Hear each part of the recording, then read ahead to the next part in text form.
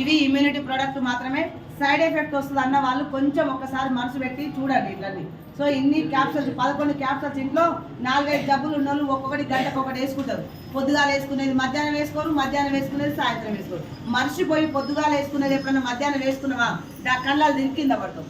So doctor అప్పుడే అంటారు, అదేందమ్మా పొద్దుగాల వేసుకోవాలన్నది మధ్యాహ్నం ఎందుకు వేసుకున్నావు, అందుకనే కళ్ళాలు తిరిగింది. సో ఈ 11 గోళీలు వేసుకుంటే మరి చచ్చిపోతున్నా ఉంటున్నా సాయంత్రం దాకా చూడండి. SR no.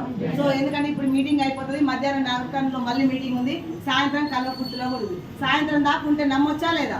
మరి రేపు కూడా మళ్ళీ మీటింగ్స్ ఉంటాయి, రేపు పోస్టర్లు గ్రూప్లలో వస్తాయి. సో అందుకని ఇవి సైడ్ ఎఫెక్ట్ రావు. ఇమ్యూనిటీ ప్రోడక్ట్ అంటే సప్లిమెంట్స్ అంటారు, ఇవి మందులు కావు.